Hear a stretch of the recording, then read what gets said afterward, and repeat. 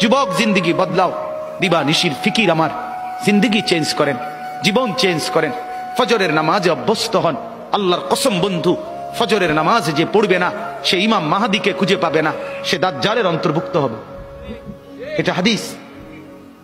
মাহাদি পাবে না, দাজ্জালের অন্তর্ভুক্ত হবে। এই সমস্ত মাথার সেলুন কাটিং চুল যেগুলো উঁচা, সামনে বড় বড় চুল, এদিকে চুল নাই এদিকে চুল নাই, সব দাজ্জালের চুল। বিশ্বাস করো, একেবারে পরিষ্কার হাদিস, মুসলিম শরীফের হাদিস। আল্লাহর নবী বলছে দাজ্জাল হবে শাবুন কাতাতুন, দাজ্জাল হবে যুবক, আর দাজ্জালের চুল হবে এলোমেলো। এই জন্য দুশ্মন এটাকে জনপ্রিয় করে দিছে। এদিকে নাই এদিকে নাই, ওইদিকে নাই, এখান দিয়ে নাই, এখান দিয়ে ফেলাই দিছো, ওইখান দিয়ে উঁচা করে রাখছো, সামনে দিয়ে ঝাঁকড়া বানায় রাখছো। কি করছো বাপ? কোনোদিন জিজ্ঞাসা করলা না এটা কার থেকে নিলা? কি এটা কি মডেল নিলা?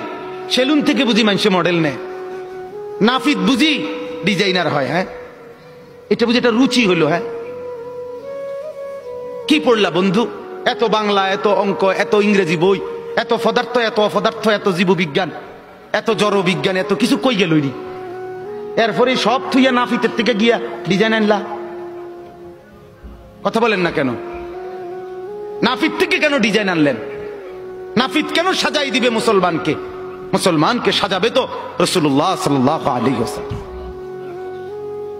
এক সাহাবী বলছেন নবী কেমন ছিল জানো? যার সারা অঙ্গ একসাথে দেখলে সবচেয়ে সুন্দর, প্রতি অঙ্গ আলাদা আলাদা দেখলেও সবচেয়ে সুন্দর। আরেকজনকে বলছে আপনি বলেন তো। আরেক সাহাবী বলছে আমি বলি, যে নবী ছিলেন এমন যাকে একবার দেখলে আবার দেখতে মন চায়, দ্বিতীয়বার দেখলে প্রথমবারের চাইতে আরো সুন্দর মনে হয়, যত তারে দেখি তত সুন্দরই লাগে। তিনি ছিলেন এমন। আল্লাহ তাআলা মেরাজে, এই যে এই মাস, 7 আসমানের উপরে আরশে আজিমে আল্লাহ তাআলা নবীকে নিয়ে গেলেন। যখন আরশের উপরে আল্লাহ তাআলা রাসূল সাল্লাল্লাহু আলাইহি সাল্লামকে দাঁড় করাইলেন, এইবার আল্লাহ বললেন বন্ধু কোনানে আনছি জানেন? আপনি জানেন কোথায় আনছি আপনারে? কয় যে আপনি যখন ছোটবেলায় জন্ম নিছেন, ছোট্টবেলায় ফেরেশতাদেরকে বলছিলাম, ফেরেশতারা আমার বন্ধুকে কোলে নাও, নিয়া আমার সৃষ্টির পূর্ব থেকে পশ্চিম পুরা দিগন্ত ঘুরাও, আমার গোটা সৃষ্টিকে বলো যে তারা যেন দেখে বন্ধু আমি কেমন বানাইলাম।